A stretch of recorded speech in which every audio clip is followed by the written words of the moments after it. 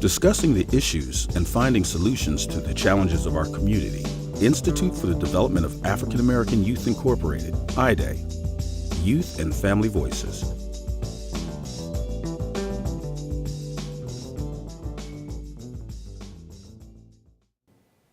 Good day.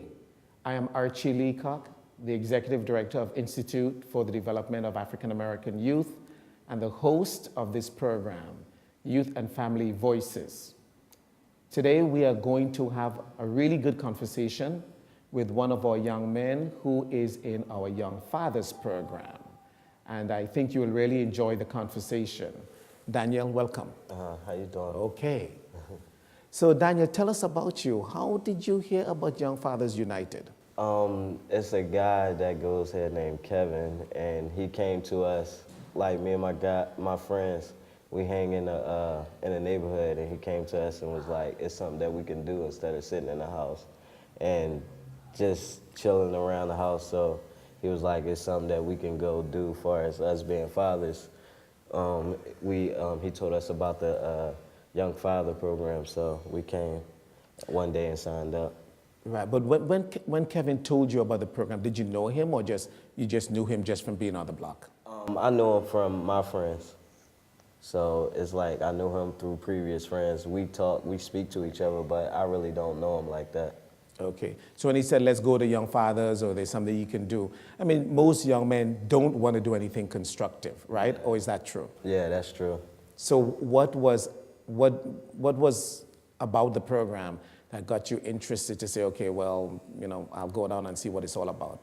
Because he told me that it was like older guys talking to us about raising our kids, so I really wanted to learn more about trying to raise my daughter. So, I mean, I just figured I'd just come along and just check it out to see how it was. Okay, what part of Philadelphia do you live? North Philly. Okay, do you mind telling us how old you are, Daniel? I'm 22. Okay, all right. And I see you have your daughter with us. Yes. And we'll get a chance to talk to her in a minute. Yeah. So tell us, when you came to the program, what did you see and why have you stuck with the program? I stayed because it's like a lot of guys my age that's here, and I really stuck around because I wanted to know what it was about. Like, I didn't really see too many guys from different neighborhoods come together and just sit and talk like that, so I felt like it caught my interest, so I really sat and just wanted to learn more. Okay. It is quite a bunch of guys, isn't it? Yeah. Yeah, sometimes the conversation gets really heated. Yeah. Why do you think the conversations get so strong and guys are feeling so strongly about what we're talking about? Because a lot of guys are really going through a lot in their lives with their baby mamas, so they really have stuff on their chest that they really want to get off that they probably can't really get off talking to their baby mamas. So it's really, I mean, us guys sitting around, that's probably how they feel when they sitting around their friends. So they probably really talk to their friends about the same situation. So it's probably really easier for them to talk to guys that's around their age and guys that's going through the same thing. Yeah, I hear that. What are you getting from the program? More knowledge, basically, learning more on how to raise my daughter and how to care for her. I mean, getting to know more from older guys that have been there and raised kids of their own. Okay. Do you live with your daughter or she lives someplace else? She lives with her mom, unfortunately, but, you know, all I can do is make the best of my situation and get her during the weekends and spend as much time as I can with her. Much time as I can with her. Okay. So you see her every weekend? Yes. Okay. Tell us about your own father and how you were raised with your father, because we spend a lot of time talking about that, right? Yeah. So tell us about your own father. Was he in your life? Was he out of your life? He came around as much as he could. My mom said he was really like not too much around, so it's like I really didn't, it was like I was really more around my mom, so it was like when he did come around, it was just like, hey, I'm happy to see my dad, but you know, I made the best of the situation of seeing him when I could see him. Me and my dad have a pretty good relationship though, even though when I was younger I didn't see him that much, but I did see him. So we got a pretty good relationship though, as far as everything. We talk now and we pretty much see each other quite often. Okay, okay. I feel as though what my dad did back then, that I'm not going to be that type of father. I feel as though I want to be in my daughter's life constantly, all the time, so she can know that I was always here, that I'm never going to leave her. Okay, because that is a real problem in our community, isn't it? Yeah. Where young men are not with their children. Or taking care of their kids. Taking care of the children. And how serious are you taking that challenge? I'm taking care of my kid very well, so, you know, my daughter, she don't want for anything, and anytime she comes to me, I'll get it for her. So the challenge to me is, it's okay when I don't have. It's kind of hard in trying to get, but I make the best way I can of getting it, or I ask my mom to help me out, or older people that's around me to help me out a little bit, but I make the best of it that I can, though. I'm taking care of her. Okay. I'm going to ask you a real personal question. You don't have Okay. to answer. You can sort of dodge the bullet if you want. When your daughter, her mother got pregnant, was it something by design or something you just, Well, it was like one day we was laying together in the bedroom and we was laying together, and one day she just was like, I'm pregnant, and it just came to a shock to me, like, you pregnant? And then I was like,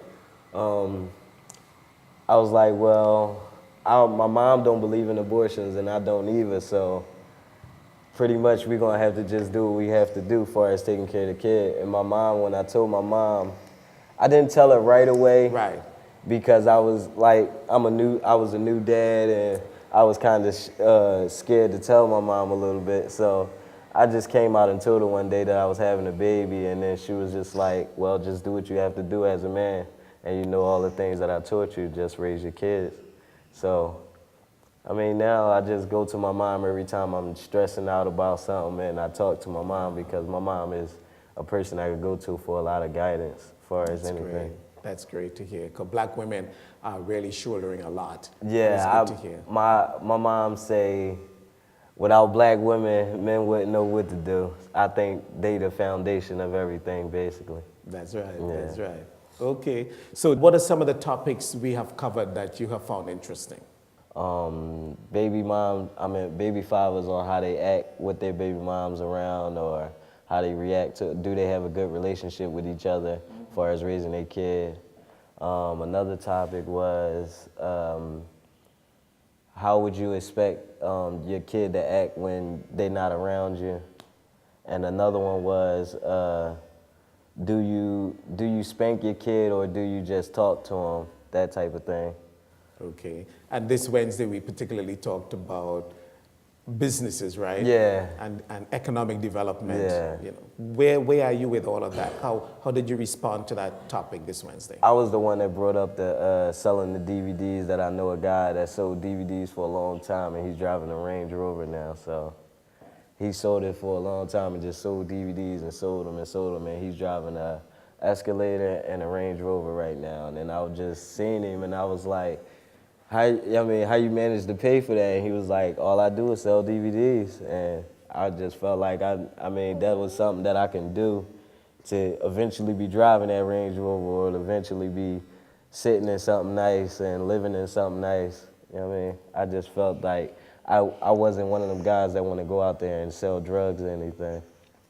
I try to look for other positive things that I can do. Right. Did you think the guys were buying it because they were very resistant to starting their own business? They just wanted a job, and they didn't want to really, start a business of any kind? Most of them, I don't think they really want to start a business of their own yet. They not, like a lot of the guys in the program, I think they're not too mature to the level where as though they really want to start a business yet. So, I mean, some of the guys, yeah, you got some guys that's mature enough to handle that type of situation, and some guys they're not ready yet. Okay, and talking about economic development, what do you do for a living? How do you support your daughter? I'm a manager at McDonald's down Broad and Carpenter in South Philly. And how did you get to being a manager? Working hard. Working hard. What's that? Tell us, because folks are watching us on TV saying, what is working hard? Well, basically, you start from a crew person. A crew person is just a regular person that either doing the register or making the food. After a while, the managers look at you and see if you're better than the rest of the people that's working there. So they say, well, we gonna nominate this person as a candidate to be a manager here. And I'm a well-talkative person. Like, I talk to people and tell them, no, that ain't how that's supposed to go, and this how that's supposed to go.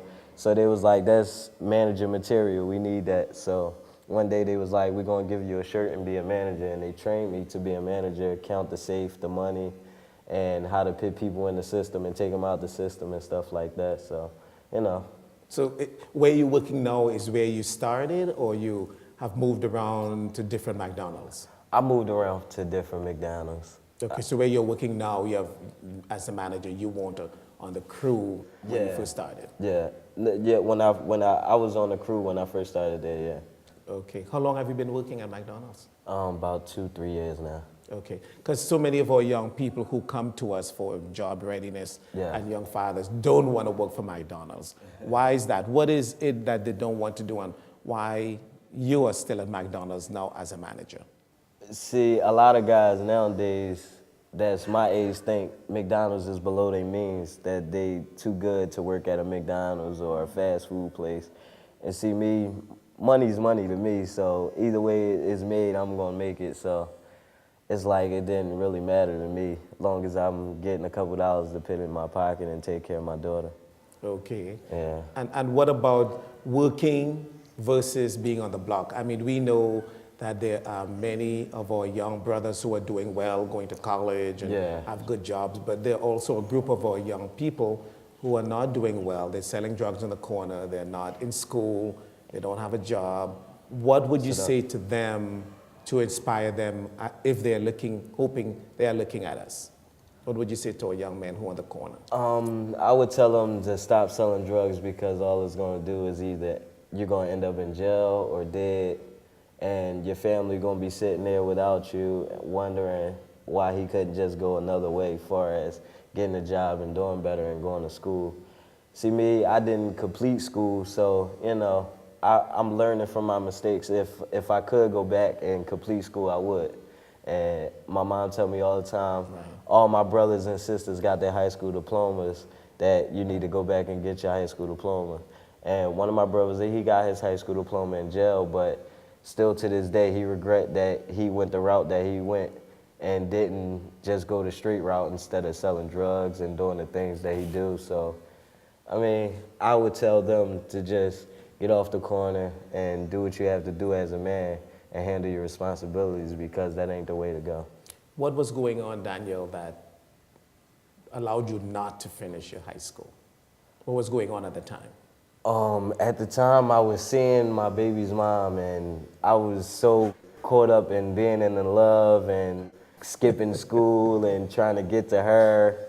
So it was like, one day when I was in school, she told me she was pregnant, so I just had to, I was just like, I don't know what I'm gonna do. I'm in school and I'm gonna have to work, and it was so much running around, and I was just like, I just dropped out of school one day and just stayed with her, and I wound up living with her off and on. Did your mother know that you had dropped out of school at that time? No, she didn't know right away, but eventually I told her I wasn't going back to school, that I wanted to get a job and take care of my daughter. Okay. Yeah. Well, part of IDAAY, of course, in addition to young fathers, we do have a GED program, so we'll definitely talk to you about getting you into that program. And that's generally for the audience also. Yeah. So that's definitely one of the goals we'll work on. So tell us, before we have you talk to your daughter, tell us what motivates you, what inspires you, why you are 22, a manager, you only have one child, you don't have 4 and 5, like some of the guys in the room, you know, with 4 and 5 baby mamas. You heard that this past week. Yeah. What motivates you? Basically, every day that I get up in the morning, I just know I got a reason to live. My mom and my daughter and my brothers and sisters, they're there for me. So it's just every day that I wake up, I have that mentality that every day I got something to live for. that I don't have to go out there and do the dumb stuff and eventually get killed, or go out there and do dumb things and then my family be looking at me like I'm crazy. So, I mean, long as you got positive things in your life and you got people motivating you to keep doing and keep doing, I mean, that's a good way to go. Okay. Yeah. So introduce us to your daughter. What's her name? How old is she? This is Danielle. Say your name. Danielle. Danielle what? Danielle. She a little shy, but okay. Yeah, she 4 years old. How old are you? 4. She in school down on Allegheny school called Trinidad, okay. And it's pretty good. So, you know, she pretty much trying to learn her letters and numbers right now. She know her colors very well. So, I mean, she learning. She don't really communicate with the other kids in class. She really shy in class and stuff. Okay. So Daniel, how are you doing? How are you doing? Good. Look at Mr. Archie. Talk to him. How are you doing? Say fine. Fine. Okay. Okay, we are seeing a young black man taking care of his daughter, 4 years old, and doing well. So, Daniel, as we're wrapping up our conversation, let's go back to being, a young father. Tell us what you would say to the other guys now that you're going through the program with us in terms of what is important for you as a young man and being a father. Well, being a father, it may be hard, and times may get hard as far as taking care of a kid.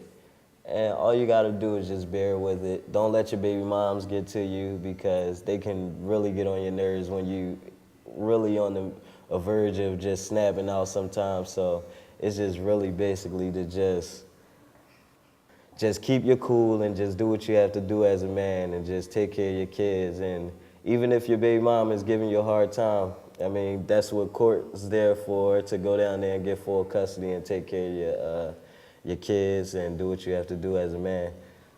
Are you still in the same level relationship with your daughter's mother as you were, or things are not as strong as they were?